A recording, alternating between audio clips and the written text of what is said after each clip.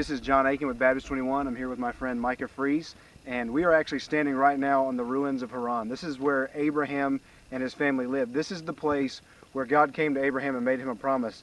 He said, Abraham, through you, through your seed, through your family, through your offspring, I'm going to bless all the families, all the nations on the planet. And we're standing here right now. It's amazing that we're on a mission trip to a place in one of the most unreached, lost places on the face of the earth.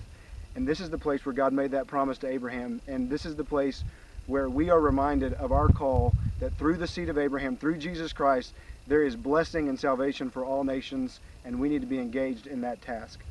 So, as we're standing here, it feels ancient, to be honest with you. I mean, we're looking at some homes back across from us that are extraordinarily old. There's a castle across the way. I'm looking at a couple of camels right there. And so it's easy when you get caught up in the moment to forget why this is important. This area is important, yes, because of its history, but this area is important primarily because of the gospel that it represents.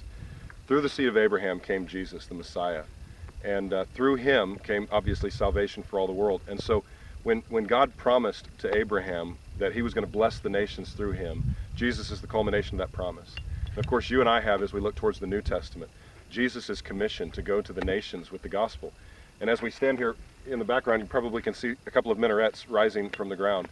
It's a picture that reminds me that even here in the birthplace of our faith, the cradle of Christianity, even here, especially here, there are literally millions, around the world billions, who are apart from hope in Jesus Christ. And so it's got to compel us to be engaged in that mission. And so for some of us, that means that we need to be here. You need to be joining us. In this country, 75 million people, 3,000 believers that we know of. There are more churches in a number of our state conventions than there are believers in this entire country. And even beyond that, though, we've got to be faithful to give.